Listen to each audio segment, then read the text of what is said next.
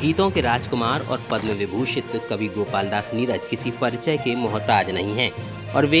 गीत, संगीत, साहित्य, काव्य और रचनाओं का वास्तव में संस्थान थे और उन्होंने अपनी रचनाओं में बड़ी ही संवेदनशीलता और मासूमियत के साथ सामाजिक बुराइयों पर कटाक्ष किए, जिन्हें सिर्फ समझने वाले ही समझते हैं। ये बातें महाकवि पद्म भूषण डॉक्टर गोपाल दास नीरज की पुण्यतिथि के अवसर पर उनकी प्रतिमा पर माल्यार्पण के बाद पूर्व विधायक विवेक बंसल ने एक बातचीत में कही और बताया कि व्यक्तित्व और कृतित्व को बयां करने के लिए अवश्य ही ग्रंथ लिखना पड़ेगा। आपको बता दें कि नीरज जी की 6वीं पुण्यतिथि के अवसर पर अहिंसा फाउंडेशन के बैनर तले एक कार्यक्रम आयोजित किया गया, जिसके तहत प्रदर्शनी मैदान में नीरज शहरयार पार्क में स्थित नीरज जी की प्रतिमा पर पुष्पांजलि अर्पित की गई, जबकि यहां पर शहर के प्रबुद्ध लोगों ने नीरज को शत शत नमन किया और उनकी सादगी और संस्मरण भी सुनाई। इस दौरान यहां पर अहिंसा फाउंडेशन के अध्यक्ष राकेश सक्सेना ने बताया कि पद्म विभूषित कवि गोपाल दास नीरज बुद्ध और कबीर दास के उपासक थे और उन्होंने हर उम्र और हर वर्ग की पसंद को ध्यान में रखकर रचनाएं लिखीं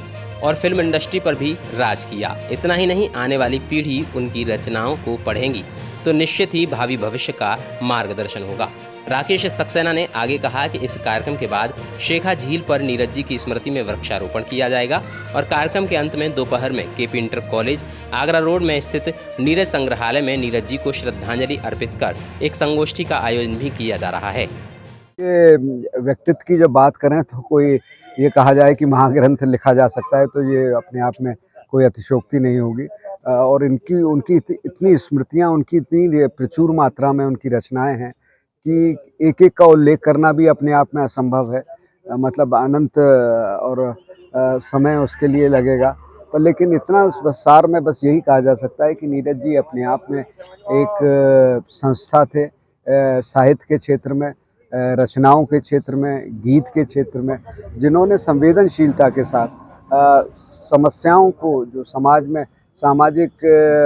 रूप से प्रासंगिक थी, समाज में जो विसंगतियाँ थी, उनको लेके उन्होंने कटाक्ष भी किया, प्रहार भी किया और बड़ी मासूमियत के साथ किया और समझने वाले उससे समझ गए और वो संदेश उन्होंने उनका लिया। आज महाकवि पद्म भूषण डॉक्टर गोपाल दास नीरज जी की पुण्यतिथि है और उनकी स्मृति में ही अलीगढ़ के इस ऐतिहासिक नीरज शहरयार पार्क में ये प्रतिमा स्थापित की गई थी नीरज जी की पुण्यतिथि के अवसर पर ही। तो हम नीरज जी को जो उनका व्यक्तित्व है, उनके व्यक्तित्व पे बुद्ध का और कबीर का पूरा प्रभाव रहा है। उन्होंने समाज के हर वर्ग के लिए अपनी कविताओं में लिखा है, चाहे वो मजदूर वर्ग हो, चाहे वो सामाजिक सौहार्द की बात हो। तो उनकी जो कविताएं हैं, उनकी जो रचनाएं हैं, वो समाज के लिए एक संदेश देती हैं सामाजिक सौहार्द का। और